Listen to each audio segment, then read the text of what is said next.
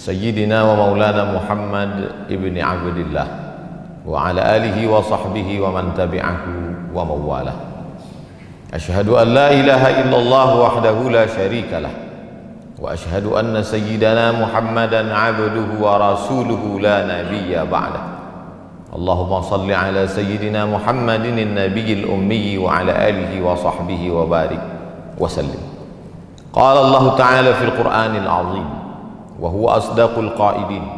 A'udzu billahi minasy syaithanir rajim. Ya ayyuhalladzina amanu taqullaha haqqa tuqatih wa la tamutunna illa wa antum muslimun. Wa qala ta'ala fi ayatin ukhra. Ya ayyuhalladzina amanu taqullaha wa qulu qawlan sadida yuslih lakum a'malakum wa yaghfir lakum dhunubakum wa man yuti'illaha wa rasulahu faqad faza fawzan 'azima. Ibadallah, usikum wa nafsi bi taqwallah faqad fazal muttaqun. Hadirin jamaah Jumat yang dimuliakan Allah Subhanahu wa taala. Ada kitab judulnya Ar-Risalah Al-Qushairiyah. Nama penulisnya Imam Abul Qasim Abdul Karim Ibnu Hawazin Al-Qushairi, meninggal di awal abad kelima Hijrah, 1000 tahun yang lalu lebih kurang.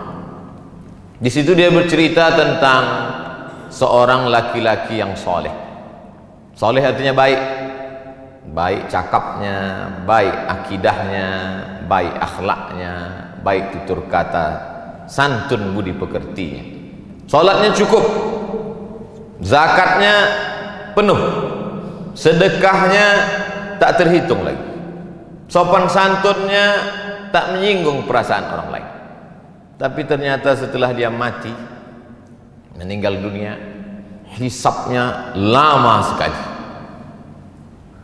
Dilihatlah buku catatannya, apalah agaknya yang membuat hisab ini begitu lama? Adakah dia membunuh orang? Tak ada. Pernahkah dia menyakiti hati orang? Tidak. Karena santun, tersenyum. Ternyata pada suatu malam dia pergi kenduri undangan. Dalam kenduri itu disuguhkanlah makanan daging kambing. Ketika dimakan kambing itu, ada 1, 2, 3 ruas dikunyah, tersangkut di giginya, ditarik-tarik dengan lidah, tak juga mau ikut tertelan. Mengganggu terasa di mulut. Sampai di tengah jalan tak sabar untuk sampai ke rumah. Dia lihat ada pokok kayu ranting kecil di depan rumah orang. Lalu dia petik ranting itu, dia congkelkan ke daging yang menyangkut di celah gigi. Maka lepaslah beban yang dari tadi mengganggu pikiran, hati dan lidahnya. Setelah itu dia pulang tanpa beban. Ternyata yang membuat hisab itu lama di hadapan Allah Subhanahu wa taala bukan karena tidak bersedekah, bukan karena tak salat, bukan karena tak puasa, tapi ternyata satu ranting yang terambil tanpa izin yang punya pun membuat hisab itu lama. Ketika membaca kisah ini, lama saya terduduk dan termenung.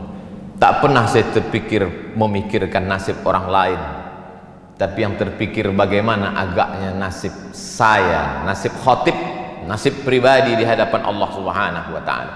Sudah berapa ranting kayu orang yang tertarik oleh tangan kita dan kita tidak merasa itu berdosa.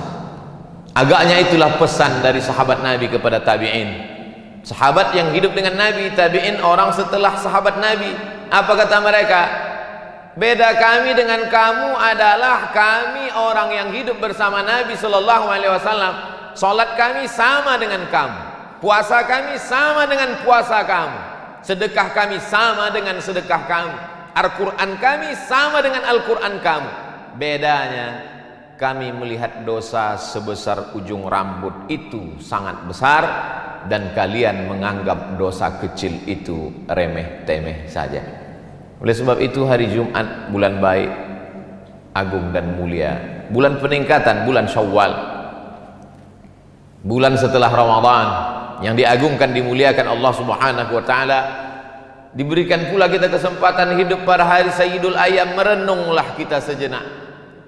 Jangan-jangan 1, 2, 3 ranting itu membuat kita begitu lama hisab di hadapan Allah Subhanahu wa taala.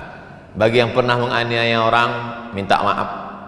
Minal aidin wal faizin, mohon maaf zahir dan batin. Bagi yang pernah termakan, minta izin, mudah-mudahan dihalalkannya, tersambung silaturahim. Apakah Nabi Muhammad sallallahu alaihi wasallam, pemimpin segala nabi dan rasul, sayyidul kaun, seluruh makhluk di atas muka bumi, malaikat-malaikat di langit, pemimpinnya adalah Muhammad sallallahu alaihi wasallam. Apakah lepas dia dari sangkutan-sangkutan ranting ini? Hari Rabu Nabi naik ke atas mimbar. Hari Senin beliau meninggal. 5 hari sebelum meninggal, Khamis, Jumat, Sabtu, Ahad, Senin. Hari Rabu beliau naik ke atas mimbar. Man kuntu jalattu lahu zahran, siapa yang pundaknya pernah tercambuk olehku. Saat aku menyambuk kuda, lalu ada orang bersembunyi di balik kuda itu, ujung cambuk terkena pundaknya. Hadza zahri, ini pundak Muhammad. Silakan balas. Silakan balas sahabat. Daripada aku mencari kalian nanti di padang mahsyar di akhirat, lebih baiklah kalian balas sekarang. Man kuntu syatamtu lahu irdan, kata-kataku kasar, menyinggung perasaan, sakit hatinya, dia tak membalas, segan karena aku nabi, maka inilah masanya. Hadza irdi, ini harga diri Muhammad, balaslah. Nabi sedang menunjukkan bahwa dia pun tetap meminta maaf atas apa yang pernah dia lakukan, baik yang zahir, pundak tercambuk, maupun batin, hati yang tersinggung. Cukupkah dengan solat tarawih 30 malam lengkap dengan witir, tahajud, solat sunat pagi, awabin, isyraq? Cukupkah dengan zikir, membaca Al-Quran, khatam berkali-kali? Tak lepas, wahai jamaah Jumat yang dimuliakan Allah Subhanahu wa ta'ala.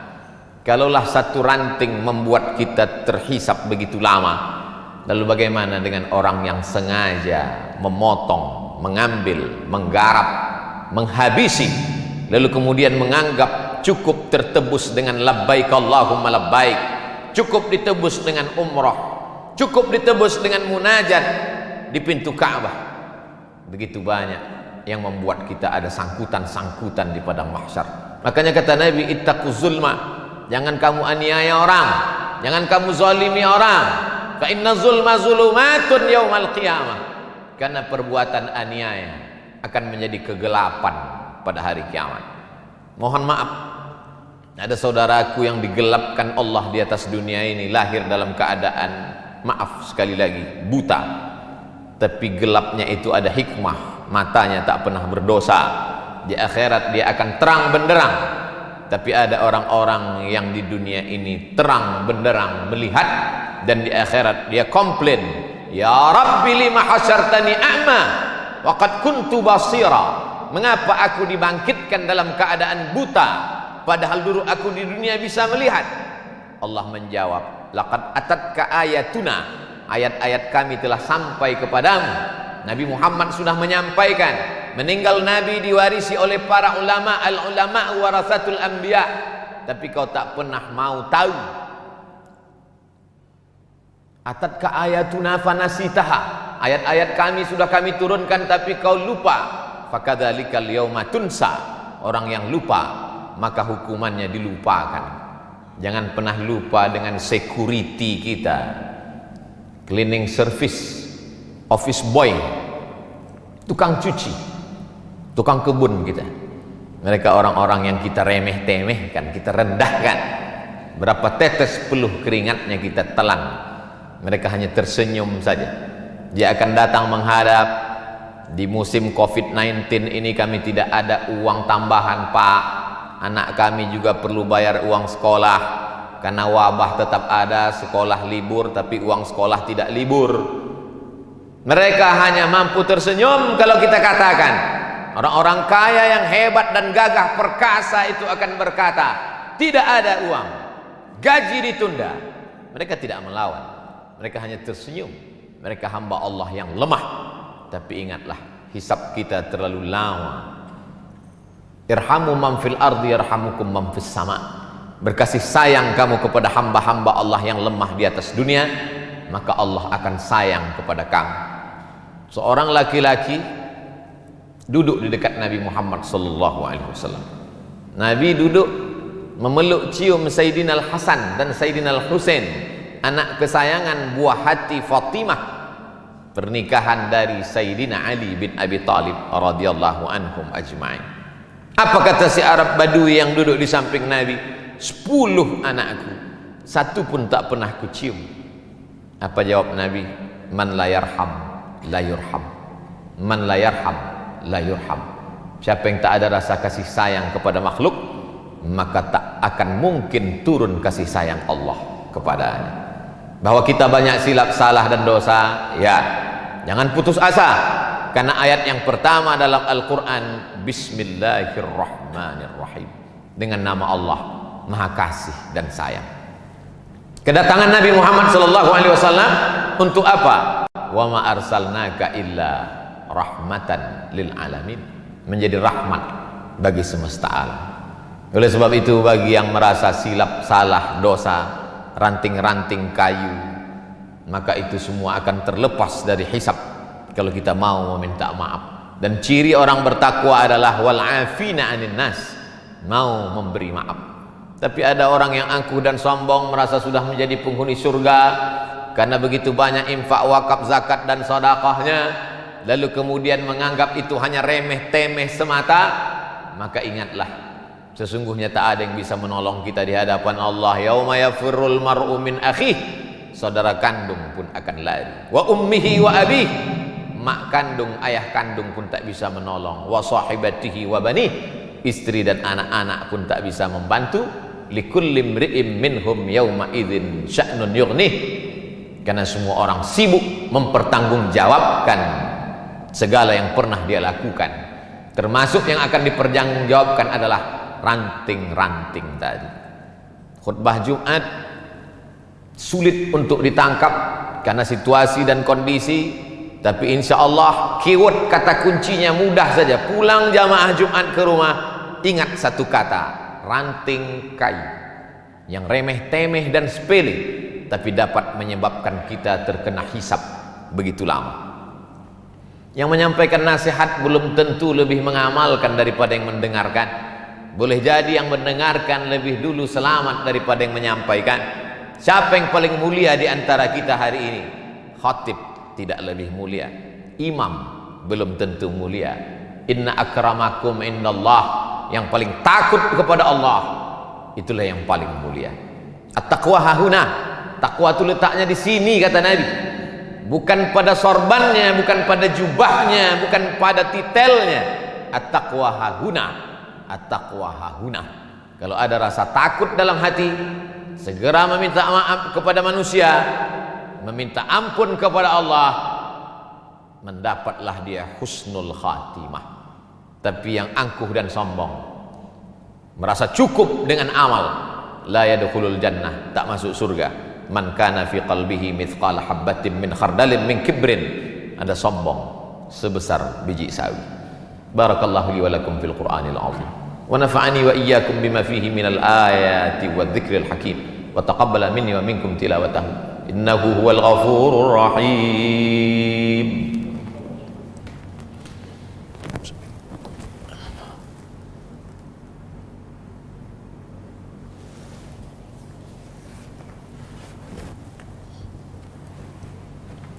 Alhamdulillahilladzi bi ni'matihi tatimmu shalihat. Wassalatu wassalamu ala sayyidis sadat wa ala alihi wa ashabihi ahli al-fadaili wal karamat. Asyhadu an la ilaha illallah wahdahu la syarikalah, wa asyhadu anna sayyidana Muhammadan abduhu wa rasuluh wa safiyuhu min khalqihi wa khaliluh, addal amanah wa ballagha ar-risalah wa nasaha lil ummah wa tarakana 'alal mahajjatil bayda lailuha kanahariha la yazighu anha illa halik.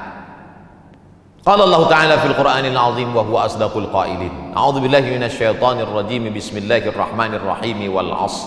Innal insana lafi khusr illa alladziina amanu wa 'amilus shalihat wa tawashaw bil haqq wa tawashaw bis sabr. Wa qala ta'ala fi ayatin ukhra. Innallaha wa malaikatahu yusholluna 'alan nabi. Ya ayyuhalladzina amanu shallu 'alaihi wa sallimu taslima. Allahumma salli ala sayyidina Muhammad wa ala ali sayyidina Muhammad. Allahumma ighfir lil muslimina wal muslimat wal mu'minina wal mu'minat al ahya'i minhum wal amwat bi rahmatika ya arhamar rahimin. Allahumma a'izzal islam wal muslimin wa khudhulil kafarata wal musyrikin wa dammir a'da'aka a'da'ad-din. Allahumma dafa'anna al-ghala wal waba wal fahsya wal riba wal zina wal munkar ma dhahara minha wa ma batan min baladina hadha khassa wa min buldanil muslimina ammah. Allahumma ansur ikhwanana al-mujahidin al-mustad'afina fi Falastin wa fi Rohingya wa fi kulli makan wa min masyariqil ardi ila magharibiha. Ibadallah, usikum wa nafsi bi taqwallah wa ta'atihi faqad fazal muttaqun. Innallaha ya'muru bil 'adli wal ihsan wa ita'i dzil qurba wa yanha 'anil fahsya'i wal munkari wal baghi ya'udzukum la'allakum tadhakkarun. Fadhkurullaha al-'azima yadhkurkum was'aluhu min fadlihi yu'tikum wa la dzikrullahi akbar wallahu ya'lamu ma tasna'un. Aqimis shalah.